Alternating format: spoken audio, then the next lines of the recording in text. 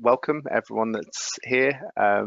Hopefully your sound's all working okay and you can see the screen okay. This is a webinar brought to you today by NatSpec and Carton Network for Techability. I'm just running the webinar software today. My name's Neil Beck, and today we're covering digital mental health, and we're lucky enough to be joined by Kellie Mote, who is subject specialist for strategy accessibility for JISC.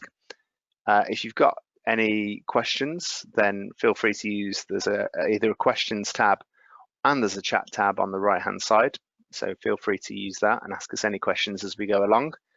If you want to follow us on Twitter, we're at tech_ability1. And yeah, I hope you enjoy today. I'll pass over to Kellie and make you the organizer, presenter again. And yeah, I can see your screen fine now. That's great. Thank you. Okie dokes. Right, so, and I think I've turned on my captions as well. So yeah. Let's get rolling then. Okay, thanks very much, Neil. Thanks for the introduction as well. So for those of you that maybe know me in other contexts as well, you'll realize this is me talking about something a little bit different today. I normally talk about accessibility and sometimes assistive technology. But what we're talking about today is mental health and where it intersects with kind of digital provision. So I did this as part of, I'm going to mostly focus on a piece of research I did last year, which was during, in the kind of midst of the pandemic and lockdown, some research we did, which was not without its challenges, but actually hopefully maybe provides a bit of a snapshot of where people were during lockdown. It was for a master's in children and young people's mental health and psychological practice. And it presented the opportunity for me to sort of combine two of my interests, so the kind of mental health and psychology provision, but also looking at the digital side of things and where technology can provide a role there. So I'm going to be summarising some of the things that we found and some things we did, but I'm also really interested to hear from people as well if they've got insights or observations or things they'd like to share. So please do, get in touch. I'm an active Twitter user. There's my Twitter handle, and also happy for people to contact me by email as well. Okay, so in terms of digital mental health interventions, so what we're talking about, so this is like any form of mental health support that's delivered by kind of technological means.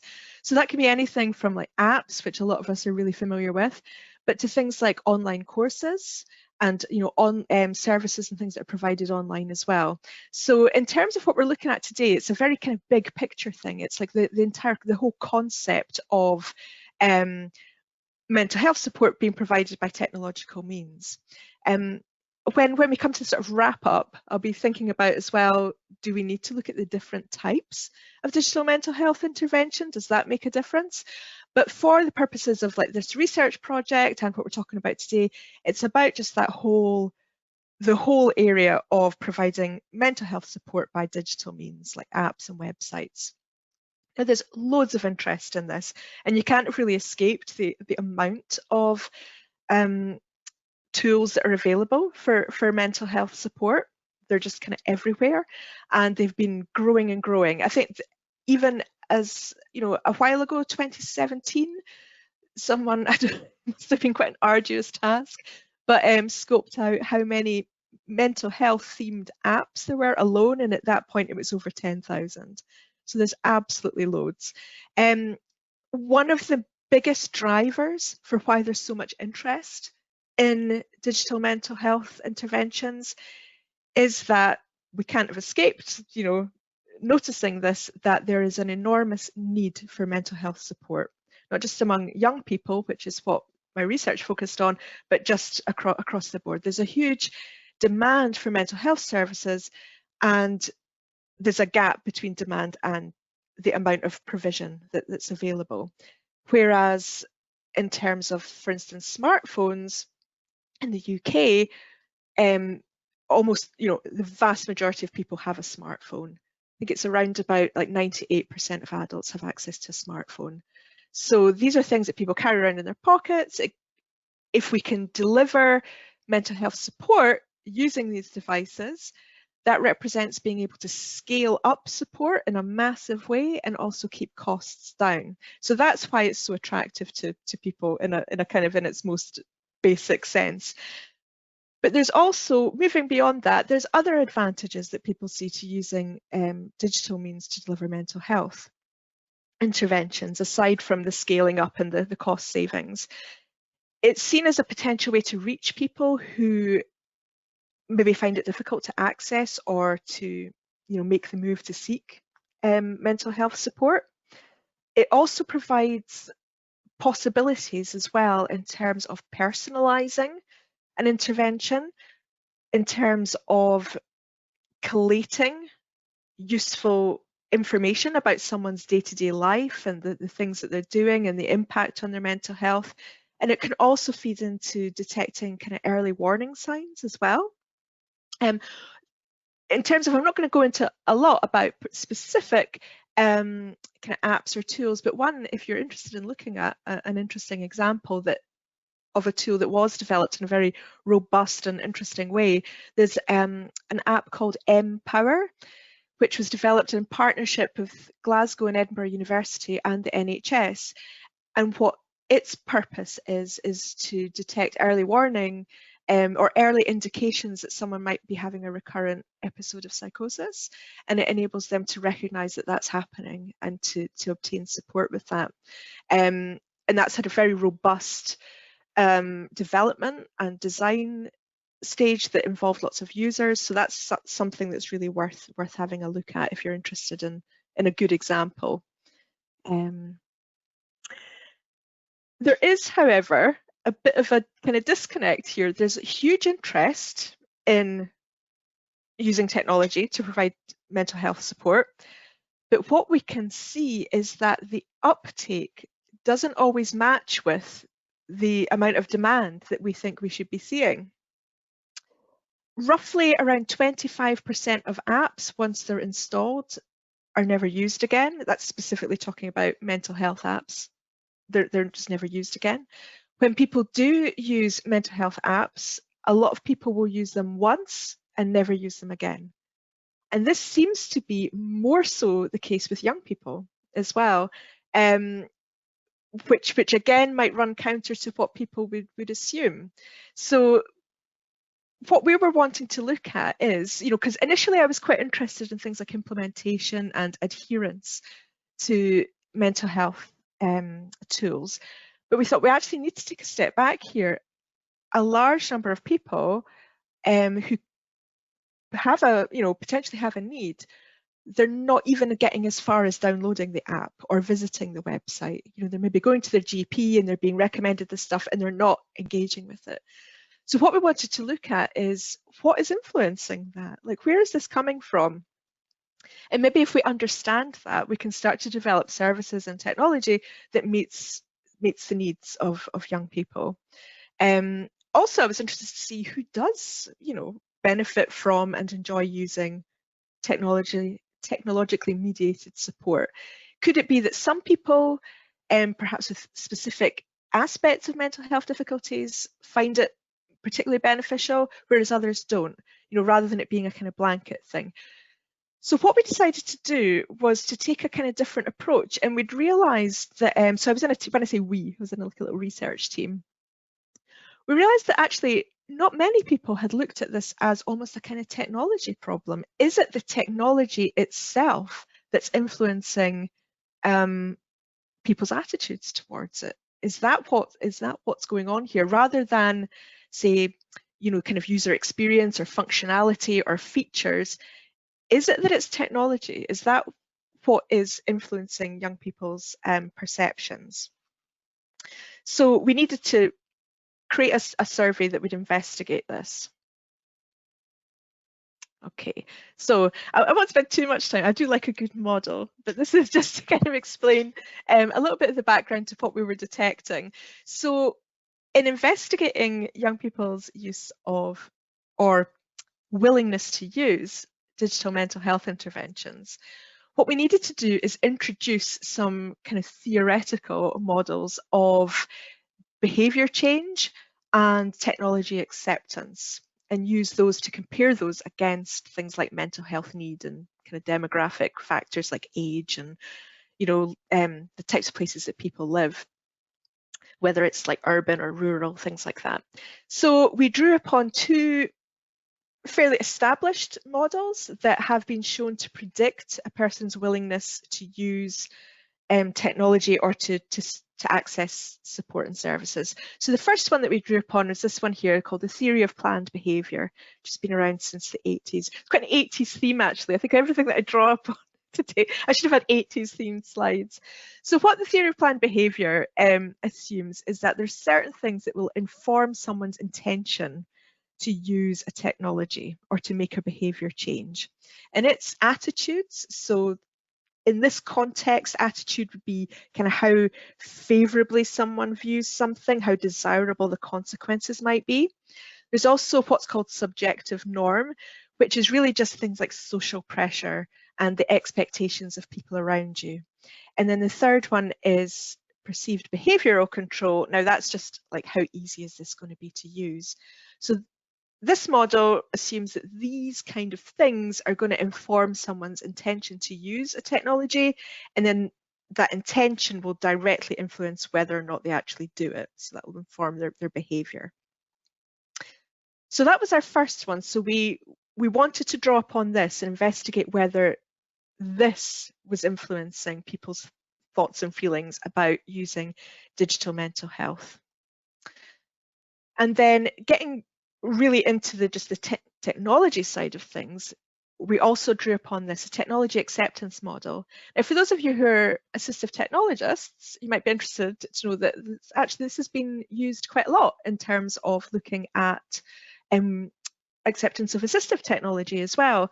What I really like about this model is how simple and clean it is, which means it lent itself very well to research because it didn't have like loads of factors. You see, your two main factors there that are influencing attitudes and then consequently intention to use technology are perceived usefulness and perceived ease of use. Now, when I saw this as well, as someone who's done a lot of matching people with technology and needs assessments, it really struck me that without realizing it, this is what a lot of us do when we're working with a young person and looking at a form of technology that can be helpful to them. We're sussing out with them, do they see that this is useful to them? Do they see that this is going to be something that's not going to be too challenging to use, especially if they're going to be, also starting a new course? So I was quite reassured by this because I thought, this is what a lot of us do anyway, what we're looking at.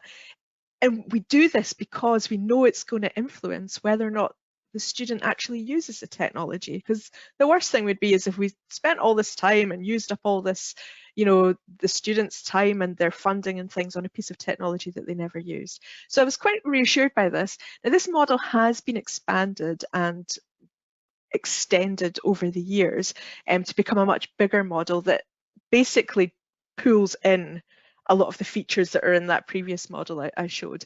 But we decided to keep it clean and just stick with the simplest version of it to help us detect what was going on. So we drew upon those two. Now, the research took place, it started in May, so we were well into lockdown at that point, and we were a bit concerned about would this affect our results in some way, because obviously typical mental health services and other things were not available to people.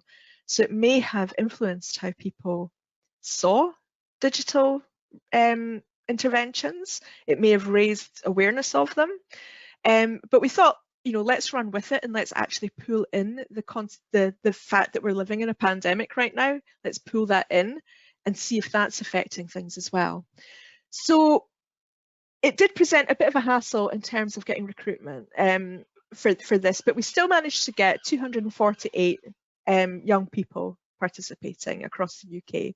So we were delighted with that, because that meant that it gives us some scope for being able to sort of generalize some of our results a bit. We can start to say, well, that's actually quite a decent number, so our results should be fairly significant. What we collected from them, we collected like lots of demographic data. We wanted to know, for instance, the types of places they lived. We thought that might influence how they felt about digital. For instance, if they lived in a more rural area where there might not be as much in the way of mental health services. We also wanted to look at whether there might be a difference between young men and women, between folks with different levels of kind of academic achievement as well. Some of the earlier studies had shown that people were more likely to engage with digital mental health if for instance, if they achieved a university degree. So things like this were interesting to us. So we wanted to collect all of that. What we also needed to do as well is measure the mental health of everyone who was participating, because it would be pretty logical to think that if someone is experiencing psychological distress of some form, that that might influence how they feel about accessing mental health services. So we needed to do that. Now, we used two fairly established, well, very established measures of mental health. I can't see the whole thing there. What's it called? The Depression, Anxiety and Stress Scale. Sorry, I've got a different view from you guys.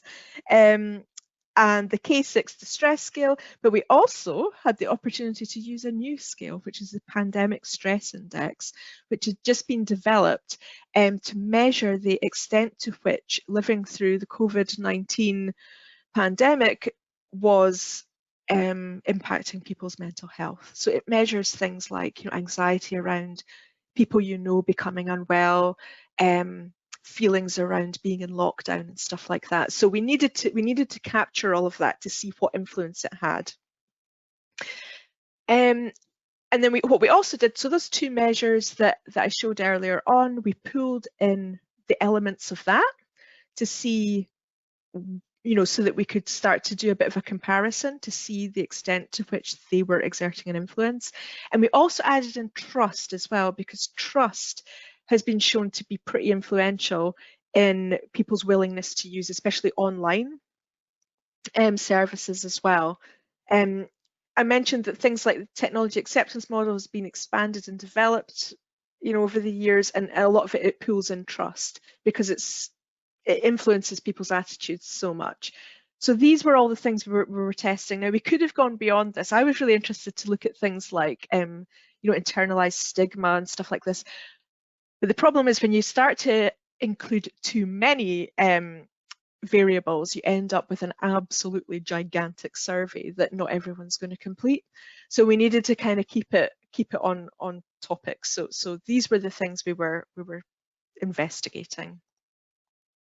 Okay, so in terms of our results, I was open to seeing whatever happened. It's like I was expecting a bit of a mix of things. However, what we found is that there were some categories that provided really accounted for a huge variance in willingness to use. And now we can separate these out. And I was kind of thinking if I'd been a bit more prepared, we could have had like a sort of vote or something to see which you think would have had the biggest influence. I've got to say, we did assume that mental health need would have a big influence on whether or not people were willing to use the mental health interventions. And we also thought that some demographic characteristics, like for instance the places that people lived, might have an influence as well. However, what we found is that mental health need, really surprisingly, was not that influential at all. It really accounted for a very small amount of variance and willingness to use. And where it did, what was quite interesting when you drilled down, it was stress. Anxiety and depression didn't seem to be something that would influence people to want to use digital mental health interventions. It was stress, but even then it was a small amount.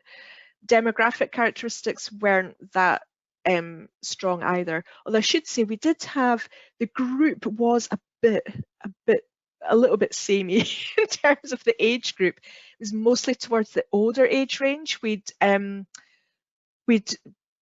hoped to get people between 16 and 25. Most of the people responding, the mean age was age 23, so that is the upper age range. So I think if we'd had maybe a broader range, I don't know if we might have seen some difference there. So what we did find is that the characteristics of theory of planned behaviour, trust and technology acceptance were the things that were influencing the members of our participant group. That was what was influencing how they felt about using digital mental health interventions. We found that most of you can kind of like just put them in a big clod, because it does seem that they tend to be measuring quite similar constructs. So we didn't see that there was things in particular that were standing out. Some things weren't as influential. Interestingly, ease of use was not as influential as perceived usefulness. Perceived usefulness was very important to people. And also, again, perceived behavioural control, which is also related to ease of use, were not as influential either. So it seemed like our participants were not too bothered about things being easy, but what was important to them was how useful they think something is and how much they trust it. So what could this mean? So I mean, obviously we were just, we've got 248 people, so we can't completely generalize to the broader population, but the results were significant. So what could this mean? So if these were to hold true, I think what we really need to recognize is that having a mental health need is not necessarily going to lead to someone using a mental health app or website. It's not sufficient in itself to motivate them. They need to see the potential usefulness for them, and they need to feel that they trust it. So what we need to do with students is to check their understanding and their willingness to use digital mental health tools. We need to check in with them about how they feel about something, because what these models are telling us is that if their kind of attitude towards something is not particularly positive, if they're not feeling like they're willing to use something, the chances are they're not going to use it. So we need to focus on the usefulness, and where we find evidence of that usefulness is in creating more of an evidence base. That's one thing about the world of digital mental health interventions, is that it's very different from other types of mental health support or intervention, which would be, for instance, medication or talking therapies. They tend to have huge amounts of evidence and randomized control trials, kind of very rigorous testing before they're recommended to people, whereas digital mental health interventions don't really go through that same level of testing. So building an evidence base is going to help us to identify what types of digital mental health intervention are going to be the most potentially useful to people, and it will help us to do things like monitor quality. But what we need to think about as well is that there may be some young folks who the fact that something is delivered by technological means, that's not what they want.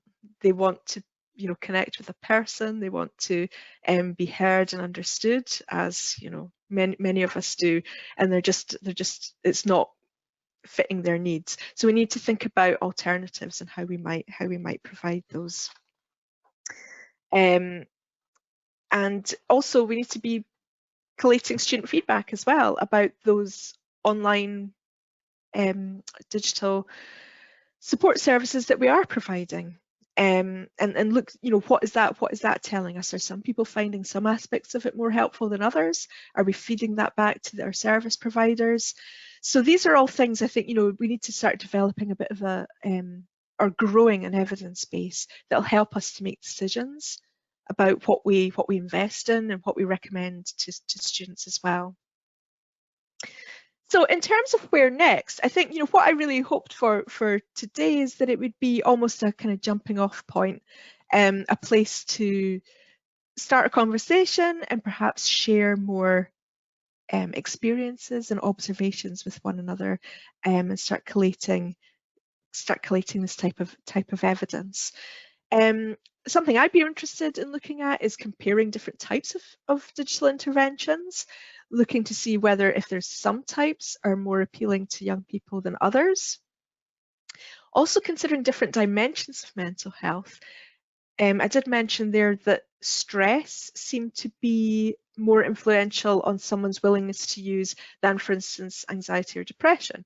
So perhaps we should be looking at sort of teasing that out, seeing are there certain types of mental health difficulty that are better met by digital interventions.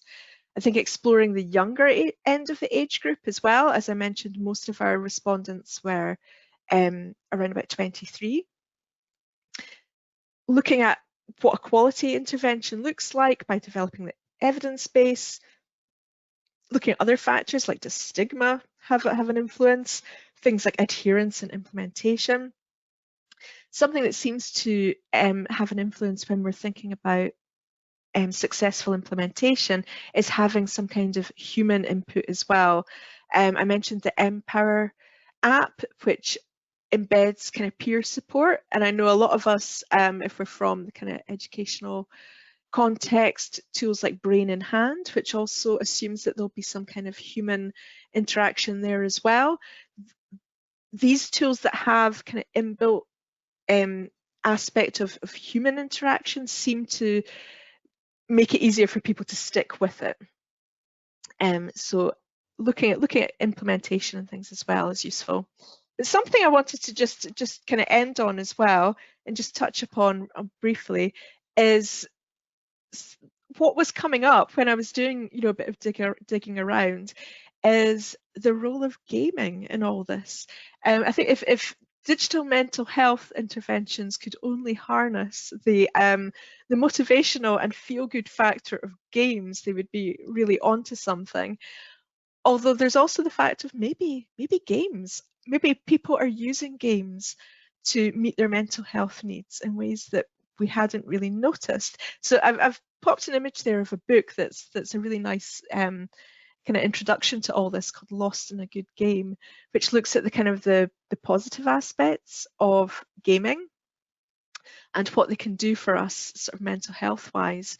When I was looking at research, some aspects of research with people who have very severe depression to the extent that they find it very difficult to do much in the way of day-to-day sort of activities and tasks, is when they would still play a game. That's the people don't need to be motivated to play a game.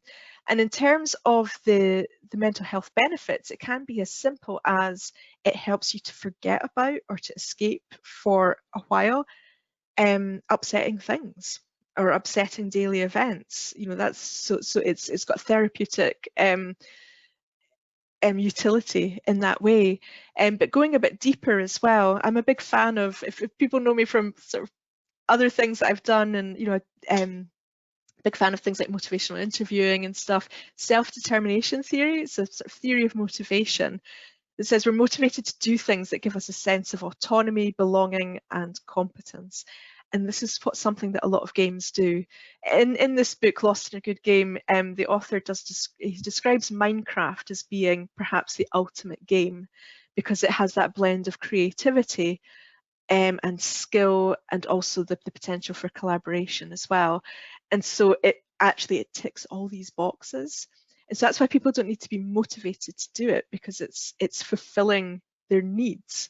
So if there could be some kind of like intersection of mental health interventions and the kind of things that we get from gaming that could possibly kind of break the barrier in terms of people's willingness to use it. So I've kind of popped some, if people want to download the slides, if you want the references, they're there as well. But I think, oh my goodness, that's just about time. But I don't know if there's any questions or anything like that, or observations or anything people want to chip in. Oh, Kelly, yeah, that was really interesting. Thanks. Just first of all, a kind of personal experience that's quite relevant to that. My father is at the moment on his own, and he's not very good on the phone. So if I call him up, by the time I've started talking to him, he's already saying goodbye. Whereas I found a kind of a 2D version of Minecraft called Terraria, and Oh yeah. And it's really good because we can just have our headsets on, be involved in a kind of task where we're working together, and then occasionally we'll just talk about what's going on in our lives and what we're doing. And it's in such an intense and kind of pressurized Zoom call type world, it's a really nice antidote. So as you were saying that, I was nodding profusely. Yeah, it is a really good thing. And I think so many of the learners that we work with are so isolated at times that gaming can be a really good connection, whether that's a kind of high end and kind of complex game, or even just some kind of social type card games and things like that with people. So I think there's a big piece of work that could be done around that would be really valuable. Yeah, because it struck me as well, because at the sort of Techability conference there was a really good session about accessible gaming. And I think, we need to bear that, because often, especially because a lot of us work in like education or employment or therapeutic therapeutic contexts, we often forget about just the fun aspect of technology and how important it is. But as you say, especially for connectedness right now, I think this is one thing with the pandemic, is that it's really highlighted the value of collaborative gaming and how it's a social thing, and it makes especially young people feel less isolated, and it's like they're doing stuff with their pals. So it's really ticking a lot of well-being boxes in itself. So maybe that's what we need to do, is like go down the road of looking more at gaming and what it does for us. So yeah, it's really interesting, Kelly. I think it is the start of things, isn't it, really? And it's another one of those things that's been put to the top of the list by our current situation. Yeah, are there any, because you spoke a little bit about what's next, are there any plans for further studies, or is there any kind of is there anything that JISC are doing that is on the kind of horizon, or is it something that needs starting up from scratch? Yeah, I mean, it's possible. I know, like, the supervisor I had at Edinburgh is interested to kind of to go a bit deeper with some of this and to investigate it. So I'm keeping in touch with him around that. Hopefully, it is a growing area of research. As I mentioned, Edinburgh and Glasgow universities are have got folks who are interested in this and looking at app development. Something that we're kind of interested in at JISC as well is looking at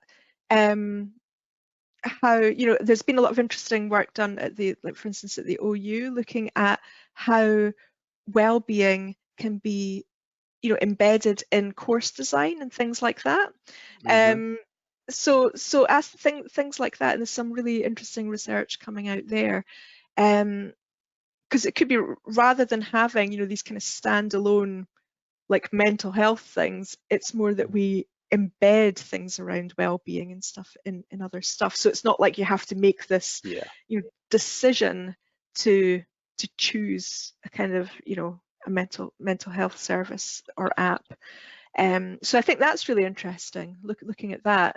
I mean, it's such a big area. People are so interested in it, and there's such a lot of demand. But it's I think I mentioned before people joined us, it is almost a bit of a kind of digital Wild West in a way as well. It's like there's just been this explosion, but sometimes I think we do need to stand back a bit and think, what is this? What is it for? What's the evidence that this is any good? Yeah. And just make sure we're providing quality tools to people, or directing them to quality tools. Yeah, that makes sense. And can I ask, are there any apps that you personally use? Oh, that's a good question. Thank you. I don't know. Well, I'm just a big fan of I like in terms of things for well-being and things, I like soundscapes. I always have. That's always Okay. been my favorite thing, especially when I've had to, God, it seems long ago now, but if I'm working in a busy environment, and because I Yeah. find like noise really upsets me. It distracts me. I Okay. get really Yeah. so just like apps that provide soundscapes, I find really, really useful, just to provide that, it helps to block things out, and it's really sort of relaxing, sounds like, like bird sounds, or rain and things. So that's my I like sort of that. preferred thing. And it doesn't require you having to do anything either, other than just pop your headphones on.